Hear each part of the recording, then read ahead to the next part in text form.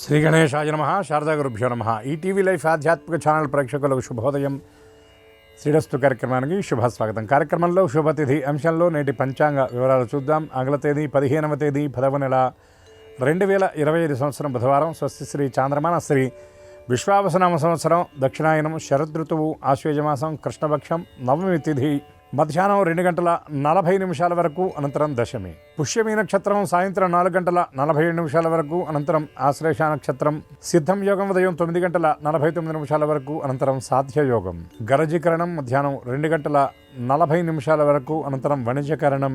వర్జ్యం నేటి తెల్లవారుజామున 5:26 నుండి రేపటి ఉదయం 7:01 వరకు. దుర్ముహూర్తం ఉదయం 11:35 నుండి 12:22 వరకు. అమృత ఘడియలు ఉదయం 10:34 నుండి 12:07 వరకు. నేటి రాహుకాలం మధ్యాహ్నం 12 నుండి 1:30 వరకు. యమగండం ఉదయం 7:30 నుండి 9 వరకు. ఈనాడు తిథివార నక్షత్రాలను అనుసరించి చేయదగిన దేవతాపాసన గురించి చూచినట్లయితే, ఈనాడు నవమి బుధవారం. విష్ణారాధనకు చాలా అనుకూలమైనటువంటి సమయమని చెప్పవచ్చు. ముఖ్యంగా ఈనాడు రామచంద్రుడికి తులసీ దళాలతో అర్చన జరిపించి ఆ రామ అష్టోత్తర శతనామావళి పారాయణ చేయడంతో పాటు దానితో అర్చన చేసి రామరక్షా స్తోత్ర పారాయణ చేయడం చాలా విశేషం. ఇంతేకాకుండా ఎవరైతే కార్యసిద్ధిని కాంక్షించేటటువంటి వాళ్ళు ఉన్నారో వాళ్ళు రామ జయమంత్రం అని రామాయణాంతర్గత సుందరకాండలో ఉన్నటువంటి ఆ జయమంత్రాన్ని గనక 11 పర్యాయాలు ఈ నవమి బుధవారం నాడు గనక పారాయణ చేసినట్లయితే ఎటువంటి క్లిష్టతరమైనటువంటి కార్యక్రమాలైనా సరే తప్పకుండా పూర్తవుతాయి. జయత్యతి బలోరామో లక్ష్మణశ్చ మహాబలః అని ప్రారంభమయ్యేటటువంటి ఈ స్తోత్ర పారాయణ వల్ల హనుమంతుడి యొక్క దివ్యకృప కూడా పరిపూర్ణంగా కలుగుతుంది. రామానుగ్రహం ఉంటే పూర్తవనటువంటి కార్యక్రమాలు అనేవి ఏవీ కూడా ఉండవు. అంతేకాకుండా శాస్త్రం రామాయణ ఫలశ్రుతిలో చెబుతున్నటువంటి మాట ఏమిటంటే, ఐశ్వర్యం రామపూజనాత్. రామపూజ వల్ల ఏం కలుగుతుంది అంటే ఐశ్వర్యం కలుగుతుంది అన్నారు. ఐశ్వర్యం అంటే కేవలం ఇప్పుడు కూడా మనం ధనము, ధాన్యము, బంగారము, భోగాలని కాదు, పరిపూర్ణత, తృప్తి, ఇవన్నీ కూడా ఐశ్వర్యంగా మనకి శాస్త్రం చెప్తున్నటువంటి మాట. అటువంటి తృప్తి, పరిపూర్ణత రామానుగ్రహం వల్ల మనకి కలుగుతుంది. అంతేకాకుండా రాముడు ఎటువంటి వాడు అంటే మన పెద్దలు ఒక మాట చెప్తారు, శ్రీరామరక్ష సర్వజగద్రక్ష అని కూడా అంటారు. అంటే రాముడి యొక్క రక్షణ కనుక మనకి ఉన్నట్లయితే మనం జగత్తునంతటినీ కూడా జయించగలుగుతాం. అదేవిధంగా రామరక్ష ఈ జగత్తు మొత్తానికి కూడా రక్ష అని. ఇటువంటి నామం రామనామం అంటే చాలా దివ్యమైనటువంటి నామం రామనామం అని శాస్త్రం చెప్పేటటువంటి మాట. అందుకే విష్ణు సహస్రనామంలో కూడా చివరిలో ఆ పార్వతీదేవి పరమేశ్వరుని అడుగుతుంది, కేనోపాయేన లఘున విష్ణోర్నామ సహస్రకం అని. ఓ స్వామి, కలియుగంలో ఉన్నటువంటి మానవులు అలసులు, మందభాగ్యులు, ఉగ్రరోగ సంకలితులు కదా, వీళ్ళు ఇంతసేపు కూర్చొని 1000 నామాలు పారాయణ చేయలేకపోతే వీళ్ళకి ఏదైనా షార్ట్ కట్ అంటే సులభమైనటువంటి మార్గం ఉందా అని అడిగినప్పుడు పరమేశ్వరుడు చెప్పినటువంటి మాట ఏమిటంటే, ఓ సతీ, శ్రీరామ రామ రామేతి రమే రామే మనోరమే సహస్రనామతత్తుల్యం రామనామ వరాననే. శ్రీరామ రామ రామ అని ఈ రామనామాన్ని గనక 3 సార్లు గనక పారాయణ చేసినట్లయితే, ఆ నామాన్ని గనక ఉచ్చరించినట్లయితే సహస్రనామ తత్తుల్యం, సహస్రనామాలతో సమానమని పరమేశ్వరుడు చెప్పినటువంటి ఆ మాట అది. అటువంటి గొప్ప దివ్యమైనటువంటి నామం రామనామం. అందుకే పూర్వీకులు అందరూ కూడా ఏ పనిని ప్రారంభించినా, ఎక్కడ లేఖనం మొదలుపెట్టాలన్నా కూడా కొందరు శ్రీరామ అని, కొందరు శ్రీరామజయమని, అట్లా ఆ రామనామం అనేది మన జీవనంలో ఒక భాగంగా ఉండిపోయింది, మిగిలిపోయింది. అటువంటి ఎక్కడైనా కూడా శుభప్రదంగా ఏదన్నా ప్రారంభించాలన్నా మొట్టమొదట శ్రీరామ అని రాయటం పరిపాటిగా మారింది. అంత గొప్ప నామం, దివ్యమైనటువంటి నామం రామనామం. అందుకే దీన్ని ఏమంటారంటే తారక నామం అని అన్నారు. అంటే ఇది తరింపజేసేటటువంటి నామం, జీవం ఉన్నటువంటి నామం, జీవాన్ని ఇచ్చేటటువంటి నామం, జీవాన్ని పోసేటటువంటి నామం. అటువంటి ఈ బుధవారం నాడు నవమి, అందులో ఇవాళ పుష్యమి నక్షత్రం. ఇద్యాద్యో తిష్యపుష్యేతు పూజితో గురునామక అని బృహస్పతి అధిష్టానంగా ఉన్నటువంటి ఆ నక్షత్రం ఈ రోజున రామ పూజ, రామ దర్శనం, రామ స్తోత్ర పారాయణ సమస్త శుభాలను మనకి అనుగ్రహిస్తుంది. అటువంటి రామానుగ్రహం అందరికీ పరిపూర్ణంగా ఉండాలని మనసారా ఆశిస్తూ స్వస్తి.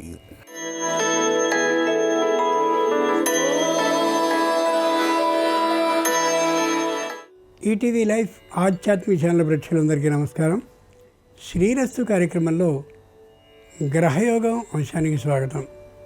ఈనాటి గ్రహయోగం శీర్షికలో మేషాది ద్వాదశ రాశుల వారికి కలిగే శుభ అశుభ ఫలితాలని, అవసరమైన సందర్భాల్లో ప్రత్యామ్నాయ మార్గాలని తెలుసుకుంటారు. అంతేకాక ఏ రాశి వారికి ఏ దైవ దర్శనం అనుకూలమో, ఏ రాశి వారికి ఏ దిక్ప్రయాణం లాభకరమో, ఏ రాశి వారు ఏ రంగు దుస్తుల్ని ధరించినట్లయితే ఈ రోజుకి మాత్రం సకల కార్య పరిసమాప్తి అవుతుందో, వీటితో పాటుగా ఏ రాశివారు ఏ సంఖ్యని నేటికి అదృష్ట సంఖ్యగా స్వీకరించవచ్చో తెలుసుకుంటారు. వీటన్నిటికీ తోడుగా కార్తీక మార్గశీర్ష మాసాల్లో అయ్యప్ప దీక్షని ఎందరో చేపడుతూ ఉంటారు. సంపూర్ణంగా భగవద్ అనుగ్రహం కోసం, దాంతోపాటు ఆరోగ్య పరిరక్షణ కోసం కూడా చేయడం కనిపిస్తూ ఉంటుంది. ఈ నేపథ్యంలో అయ్యప్ప స్వామి దీక్షకు ఏ విధమైనటువంటి నియమాల్ని పాటించవలసి ఉంటుంది, అయ్యప్ప దీక్ష రహస్యం ఏమిటి అనే విశేషాలని ఇప్పుడు శ్రీకర శీర్షికలో తెలుసుకుందాం.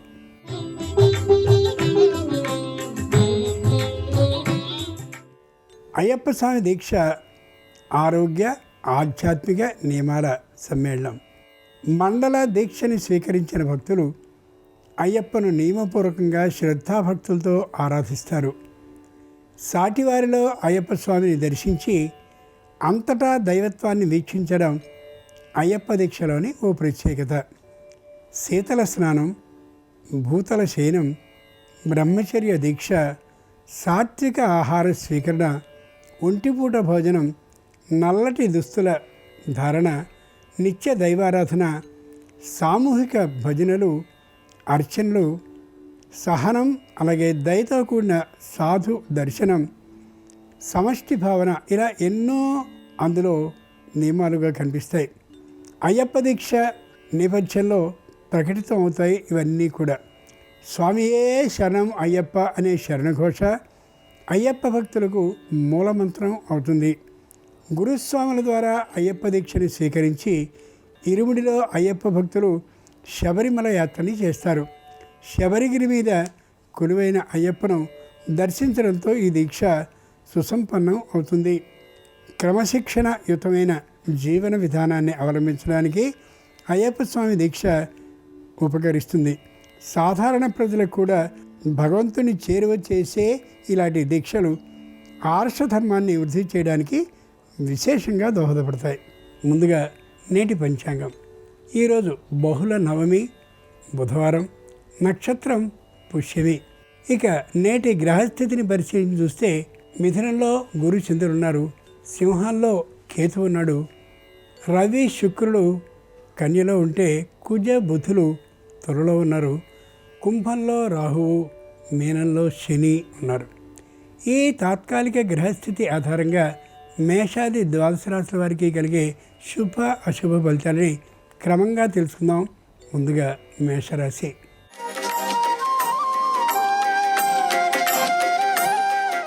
రవి బుధ శుక్రుల అనుకూలత బాగా ఉన్నటువంటి కారణంగా మేషరాశి వారు వెనుకకు తిరగవలసినటువంటి అవసరం ఏమాత్రమూ లేదు. కుటుంబంలో అందరిలోనూ కూడా ఐకమత్య భావన విశేషంగా ఉంటూ ఉంటుంది. ఆర్థికమైనటువంటి లాభం ఏ తీరుగా కలుగుతుందో ఆ విధమైనటువంటి ఆలోచనల్ని ఐకమత్య భావంతో ఓ ప్రణాళికని ఏర్పాటు చేసుకోగలుగుతారు. దూరభార ప్రయాణాలని శారీరకమైనటువంటి ఉత్సాహం ఏమాత్రం లేని పక్షంలో మొత్తం మానివేస్తారు. ఎంత దగ్గర బంధువు ఇంట్లో వివాహం అయినప్పటికీ కూడా వాగ్వివాదానికి ఏమాత్రపు అవకాశాన్ని ఇయ్యరు. ఇయ్యవలసిన పరిస్థితే వచ్చినట్లయితే ఏమాత్రము వాగ్వివాదాన్ని చేయకుండా ఆ ప్రదేశం నుండి తొలగిపోవడం మంచిది. బుధవారం సందర్భంగా మేషరాశి వారు సూర్య భగవానుడిని పూజించి పాయసాన్ని నైవేద్యంగా సమర్పించినట్లయితే మేధాశక్తి పెరుగుతుంది. తూర్పు దిక్ ప్రయాణం అనుకూలం. కలిసి వచ్చే రంగు ఎరుపు. అదృష్ట సంఖ్య 9.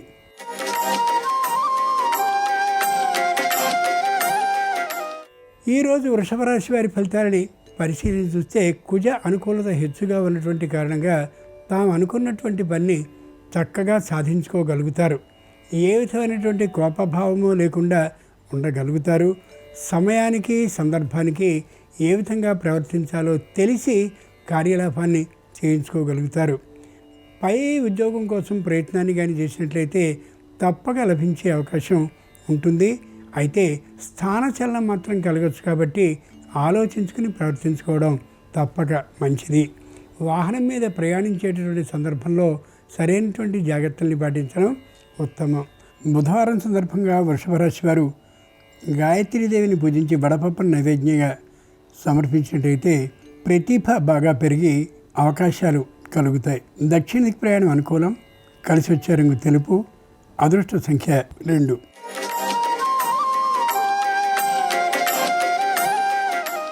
ఈరోజు మిథున రాశి వారి ఫలితాలని పరిశీలన చూస్తే అందరినీ కలుపుకుపోయేటటువంటి ఆలోచనతో ఉంటారు. ఎవరితోనూ విరోధించే ఊహ ఉండదు. ఇటీవల నిర్మించుకున్నటువంటి గృహం కారణంగా తీసుకున్నటువంటి అప్పుని ఏ విధంగా తీర్చాలా అనేటటువంటి ఆలోచనతో అనేకమైనటువంటి ఆర్థిక సమీకరణల కోసం ప్రయత్నాలను చేస్తూ ఉంటారు. మొగమాటం లేకుండా పై అధికారులతో అలాగే క్రింద ఉండేటటువంటి వారితో మాట్లాడగలుగుతారు. సర్వత్ర కార్య లాభాన్ని చేసుకోగలుగుతారు. సంతానానికి సంబంధించిన విద్య అమోఘమైనటువంటి ప్రతిభాత్మకంగా ఉండేటువంటి కారణంగా కుటుంబంలో నూతన ఆనందం వెళ్ళి విరుస్తుంది. బుధవారం సందర్భంగా మిథున రాశి వారు సరస్వతీదేవిని పూజించి బెల్లపు పరమాన్నాన్ని నైవేద్యంగా సమర్పించేటైతే తప్పక ఉద్యోగ లాభం అవుతుంది. పశ్చిమ దిక్కు ప్రయాణం అనుకూలం. కలిసి వచ్చే రంగు నీలం. అదృష్ట సంఖ్య 5.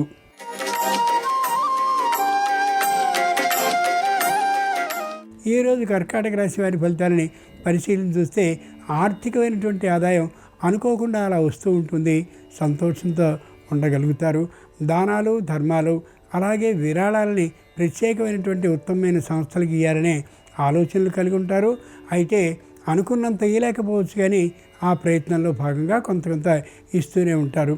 అన్నదమ్ములతో అప్పచెల్లెలతో కలిసి ఉండాలనేటటువంటి ఆలోచన విశేషంగా పెరుగుతూ ఉంటుంది. తీర్థయాత్ర ప్రయాణాన్ని చేయాలనేటువంటి ఆలోచన కూడా వస్తారు. బుధవారం సందర్భంగా కర్కాటక రాశి వారు లలిత పరాభట్టారికిని పూజించి పులిహార నైవేద్యంగా సమర్పించినట్లయితే సకల సమస్యలు పరిష్కరింపబడి ఆర్థిక లాభం కలుగుతుంది. ఉత్తర దిక్ ప్రయాణం అనుకూలం. కలిసి వచ్చే రంగు పసుపచ్చన. అదృష్ట సంఖ్య 3.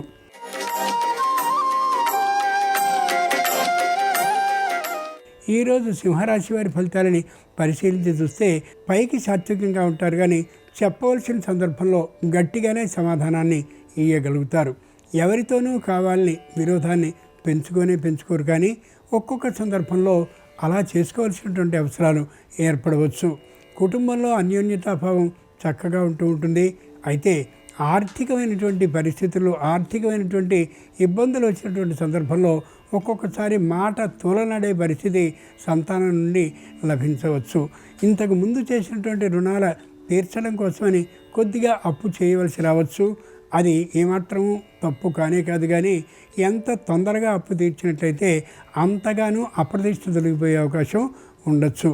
బుధవారం సందర్భంగా సింహరాశి వారు హయగ్రీవుడిని ఆరాధించి దధ్యోదనాన్ని నైవేద్యంగా సమర్పించినట్లయితే వ్యాపారంలో శుభవార్త వినే అవకాశం ఉంటుంది. ఈశాన్య దిక్ ప్రయాణం అనుకూలం. కలిసి వచ్చే రంగు తెలుపు. అదృష్ట సంఖ్య 4.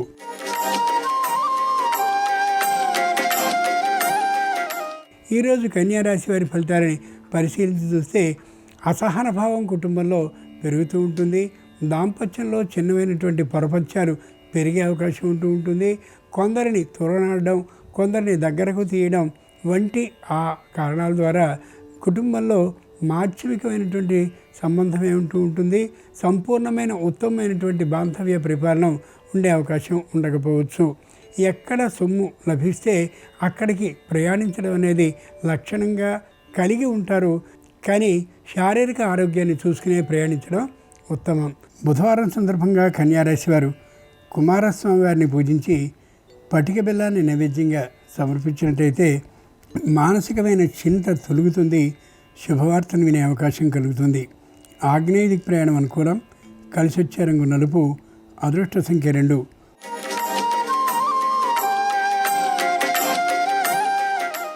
ఈరోజు తులారాశి వారి ఫలితాలని పరిశీలించి చూస్తే ప్రతి విషయంలోనూ ఆలోచనాత్మకంగానే ఉంటారు. ఎక్కడైనా సరే విజయలాభం ఉంది అంటే ఎంత దూరమైనా ప్రయాణాన్ని చేయడానికి ఏమాత్రపు వెనుకబాటుతనాన్ని చూపరు. ఆర్థికంగా మధ్యమ స్థాయికి మించి ఉంటారు.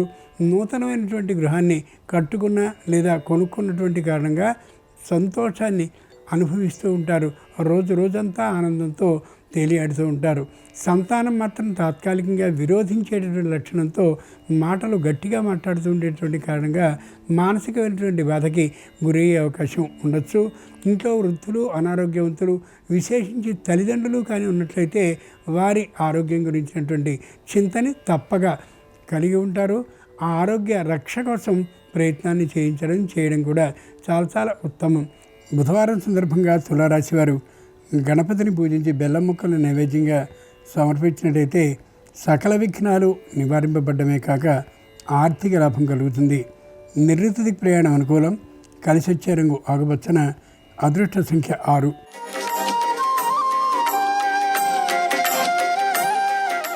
ఈరోజు వృశ్చిక రాశి వారి ఫలితాలని పరిశీలించి చూస్తే సంతోషంగా జీవితాన్ని గడుపుతూ ఉంటారు.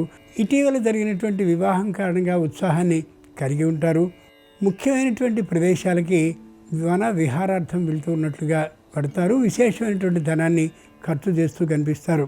దూరపార ప్రయాణం చేయడానికి ఏమాత్రమూ వెనకాడనే ఆడరు.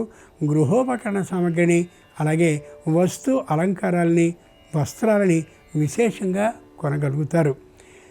అనుకున్నటువంటి ప్రయాణాలకి మించి చేయడం ఏమాత్రమూ సరైనది కాదు. తాత్కాలికంగా శారీరక అనారోగ్యం ఉన్నటువంటి కారణంగా పరిమిత ప్రయాణాలు చేయడం చాలా శ్రేయస్కరం. బుధవారం సందర్భంగా వృశ్చిక రాశి వారు పద్మావతీ దేవిని పూజించి ద్రాక్ష పండ్లను నైవేద్యంగా సమర్పించినట్టయితే ఆకస్మిక ధనప్రాప్తి అవుతుంది. వాయువ్యదిక్ ప్రయాణం అనుకూలం. కలిసి వచ్చే రంగు ఎరుపు. అదృష్ట సంఖ్య 6.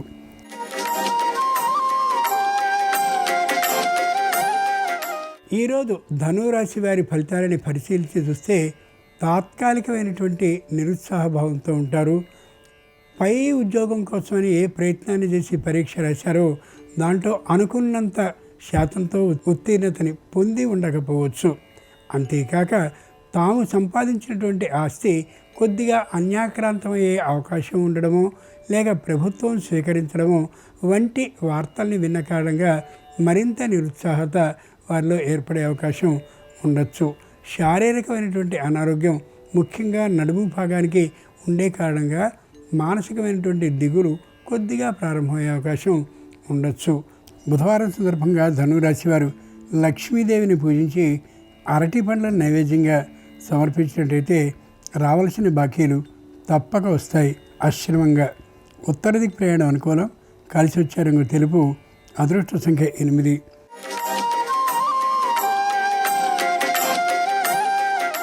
ఈరోజు మకర రాశి వారి ఫలితాలని పరిశీలించి చూస్తే వ్యాపారం మెల్లమెల్లగా పుంజుకుంటూ ఉంటుంది. పూర్వపు ఉన్నత స్థితి కోసం ప్రయత్నం నిత్యం సాగుతూనే ఉంటుంది. ఎవరైతే మంచి ఆపన్న కాలంలో రుణాలు ఇచ్చారో వారికి వెంటనే వారు అడగకుండానే తీర్చాలనేటటువంటి ప్రయత్నంతో విశేషమైనటువంటి శ్రమని పడుతూ ఉంటారు. ఏ విధమైనటువంటి అసహన భావము లేకుండా ఉంటూ ఉంటారు. తమంతా తాముగానే పెట్టుబడిని పెట్టాలనేటువంటి ఆలోచన కలిగిన కొందరు వినియోగదారులు వీరి వద్దకి వచ్చే అవకాశం ఉంది. అయితే ఎవరు ఉత్తములో, ఎవరు తాము చేస్తున్న వ్యాపారాన్ని తమదిగా తీసేసుకోగలుగుతారో అది గమనించుకుని మాత్రమే ప్రవర్తించాలి. లేని పక్షంలో వ్యాపారానికి ఇబ్బంది కలిగే అవకాశం ఉండొచ్చు. బుధవారం సందర్భంగా మకర రాశి వారు దుర్గాదేవిని పూజించి పానకాన్ని నైవేద్యంగా సమర్పించినట్టయితే ధైర్య సాహసాలు సొంతం అయి ఆరోగ్య సమస్య అలాగే ఆర్థిక సమస్య పరిష్కరింపబడతాయి. ఉత్తర దిక్ ప్రయాణం అనుకూలం. కలిసి వచ్చే రంగు తెలుపు. అదృష్ట సంఖ్య 4.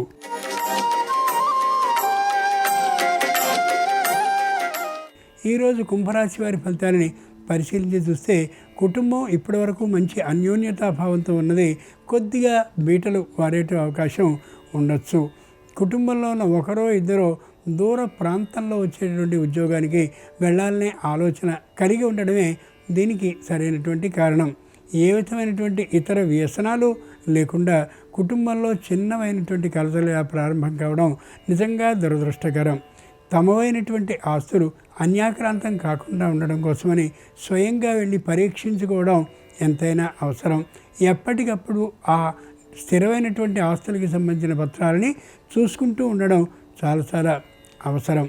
బుధవారం సందర్భంగా కుంభరాశి వారు శంకరుని పూజించి కొబ్బరికాయల్ని నైవేద్యంగా సమర్పించినట్టయితే కుటుంబంలో ఐకమత్యం తప్పక సిద్ధిస్తుంది. దక్షిణ దిక్ ప్రయాణం అనుకూలం. కలిసి వచ్చే రంగు నలుపు.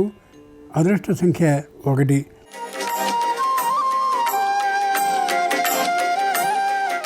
ఈరోజు మీనరాశి వారి ఫలితాలని పరిశీలించి చూస్తే ఆర్థికంగా మరింత క్రింది స్థాయిలో ఉంటారు. వృత్తి ఏమాత్రం కలిసి లేకుండా ఉంటుంది. వ్యాపారాన్ని చేయడానికి కావాల్సినటువంటి ఆర్థికమైనటువంటి స్థితి ఉండకపోవచ్చు. ఉద్యోగంలో అనుకూలత కూడా పెద్దగా ఉండదు. ఈ అంతటికీ కారణం కేవలం వీరు ప్రత్యేకమైనటువంటి న్యాయస్థానంలో ప్రత్యేకమైనటువంటి ఒక వ్యాజ్యాన్ని వేసి దానికి సంబంధించినటువంటి తీర్పు అనుకూలంగా రావడం కోసమని న్యాయవాదులకి ధనాల్ని మొదలైనటువంటిని ఇస్తూ ఉండడం మాత్రమే కారణం. ఆర్థికమైనటువంటి లాభం ఏమాత్రం ఉండదు. ఆర్థికం చాలా దిగువ స్థాయిలో ఉండే అవకాశం కనిపిస్తోంది. బుధవారం సందర్భంగా మీనరాశి వారు శ్రీ వీర వెంకట సత్యనారాయణ స్వామి వారిని పూజించి గోధుమ రవ్వ ప్రసాదాన్ని నైవేద్యంగా సమర్పించినట్లయితే మానసికమైనటువంటి చింతలు తొలగడమే కాక రావాల్సిన బకాయిలు వసూలవుతాయి. తూర్పు దిక్ ప్రయాణం అనుకూలం. కలిసి వచ్చే రంగు ఎరుపు. అదృష్ట సంఖ్య 2. నమస్కారం. ఈరోజు బుధవారానికి అధిపతి బుధుడు వ్యాపార కారకుడు. వ్యాపారంలో జనాకర్షణ పెంపొందింపజేసుకొని వ్యాపారం 3 పువ్వులు 6 కాయలుగా విరాజిల్లాలంటే ఎలాంటి సులభమైన విధి విధానాలు పాటించాలో నేటి శుభం లాభం అనే శీర్షికన పరిశీలిద్దాం. ఏ వ్యాపారం చేస్తున్నా సరే ఆ వ్యాపారంలో జనాకర్షణ అవసరం. జనాకర్షణ పెంపొందింపజేసుకొని వ్యాపారం అత్యున్నత స్థాయికి చేరాలంటే ప్రతిరోజు కూడా మీ వ్యాపార స్థలం తెరవగానే ఆ వ్యాపార సంస్థలో ఉన్నటువంటి లక్ష్మీదేవి చిత్రపటం దగ్గర ప్రమిదలో ఆవు నెయ్యి పోసి 6 ఒత్తులు వేసి దీపాన్ని వెలిగించాలి. ఆ తర్వాత లక్ష్మీదేవి చిత్రపటం దగ్గర ఒక గులాబీ పువ్వు ఉంచి ఓం ఇం ఇం అక్షయలక్ష్మి ఇం ఇం నమః అనే మంత్రాన్ని 18 సార్లు చదవాలి. అలా చదివిన తర్వాత పాలతో చేసినటువంటి తీపి పదార్థం కానీ లేదా పాలు కానీ లక్ష్మీదేవికి నైవేద్యంగా సమర్పించాలి. ఇలా ప్రతిరోజు చేస్తూ ఉన్నట్లయితే వ్యాపారంలో జనాకర్షణ ఉంటుంది. వ్యాపారం 3 పువ్వులు 6 కాయలుగా విరాజిల్లుతుంది. చాలామందికి ఎన్ని వ్యాపారాలు చేసినా సరే వ్యాపారంలో అదృష్టం కలిసి రాదు. దానికి కారణం ఏంటంటే మీ జన్మకుండలిలో జాతక చక్రంలో 7వ స్థానంలో శని ఉన్నప్పుడు వ్యాపారం కలిసి రాదు. భాగస్వామ్య వ్యాపారాల్లో కూడా నష్టం వస్తూ ఉంటుంది. అలాగే రాసుల పరంగా భూతత్వ రాసులు అని ఉంటాయి. వృషభ రాశి, కన్యా రాశి, మకర రాశి, ఈ 3 రాసుల్ని భూతత్వ రాసులు అంటారు. మీ జాతక చక్రములో ఉన్న 12 రాసుల్లో భూతత్వ రాసుల్లో శని ఉన్నా కూడా వ్యాపారంలో కలిసి రాదు. అలాగే వ్యాపార కారకుడైన బుధుడి బలం లేకపోయినా వ్యాపారం కలిసి రాదు. అటువంటప్పుడు అందరూ కూడా వ్యాపారం ఎవరు చేస్తున్నా సరే జనాకర్షణ విపరీతంగా కలిగి వ్యాపారంలో అత్యుత్తమ స్థాయికి చేరటానికి ఇలా ప్రతిరోజు వ్యాపార సంస్థ తెరవగానే లక్ష్మీదేవి చిత్రపటం దగ్గర ఈ ప్రత్యేకమైన మంత్రం చదువుకోవటం, పాలు నైవేద్యం సమర్పించడం ద్వారా 41 రోజుల్లోనే వ్యాపారంలో అత్యున్నత స్థాయికి చేరవచ్చు. అలాగే మీరు ఏ వ్యాపారం చేస్తున్నా సరే ఆ వ్యాపారంలో పోటీ తట్టుకోవటానికి, వ్యాపారంలో ఇతరుల యొక్క దృష్టి దోషాలు తగలకుండా ఉండటానికి, వ్యాపార పరంగా శత్రుబాధలు లేకుండా ఉండటానికి ప్రతిరోజు ఇంట్లో పాటించే ఒక ప్రత్యేకమైన విధి విధానం ఉంది. ఆ విధి విధానం ఏంటంటే మీ గృహంలో పూజా మందిరంలో పూజ చేసుకునేటప్పుడు శ్రీ మహాలక్ష్మీదేవి చిత్రపటం దగ్గర ఆవు నెయ్యితో కానీ నువ్వుల నూనెతో కానీ 3 ఒత్తులు వేసి దీపాన్ని వెలిగించి లక్ష్మీదేవి చిత్రపటానికి నమస్కారం చేసుకొని మీ ఇంట్లో ఓం దేవి శుభలాభ దేహిం అని 21 సార్లు చదువుకోండి. ఓం దేవి శుభలాభ దేహిం. ఇది రోజు ఇంట్లో 21 సార్లు చదువుకోవాలి. ఇలా 41 రోజులు చేయండి. అలాగే ప్రతిరోజు కూడా ఈ మంత్రం చదివిన తర్వాత లక్ష్మీదేవికి బెల్లం పొంగల్ నైవేద్యం పెట్టండి. దాన్ని కుటుంబంలో సభ్యులందరూ ప్రసాదంగా స్వీకరించండి. 41 రోజులు పూర్తయిన తర్వాత ఎవరికైనా భోజనం మీ ఇంట్లో పెట్టండి. అలాగే పక్షులకి పావురాలకి గింజల ఆహారంగా వేయండి. ఈ ప్రత్యేకమైన విధి విధానం పాటిస్తే వ్యాపారంలో పోటీ తట్టుకొని ఎదగగలరు. వ్యాపారంలో ఇతరుల వల్ల ఇబ్బందులు ఉండవు, వ్యాపార పరంగా వచ్చే శత్రు బాధల నుంచి బయటపడతారు, భాగస్వామ్య వ్యాపారాలు కూడా విజయవంతం అవుతాయి. కాబట్టి ఏ వ్యాపారం చేస్తున్నా సరే జనాకర్షణ పెరిగి వ్యాపారం 3 పువ్వులు 6 కాయలుగా విరాజిల్లాలన్నా, వ్యాపారంలో పోటీ తట్టుకొని వ్యాపార పరంగా ఉన్న శత్రుబాధల నుంచి బయటపడాలన్నా ఈ ప్రత్యేకమైన విధి విధానాలు పాటించండి. సమస్త శుభాలను సిద్ధింపజేసుకోండి. అలాగే ఐశ్వర్యం బాగా కలిసి రావాలంటే, అష్టైశ్వర్యాలు మీరు పెంపొందింపజేసుకోవాలంటే, ఆదాయ మార్గాలు పెరగాలంటే, వృధా ఖర్చులు తగ్గాలంటే ఎలాంటి సులభమైన విధి విధానాలు పాటించాలో రేపటి శుభం లాభం అనే శీర్షికను పరిశీలిద్దాం. నమస్కారం. ఈ కార్యక్రమాన్ని తిరిగి చూడాలనుకుంటే www.youtube.com/@ETV Life Spiritual లో చూడవచ్చు.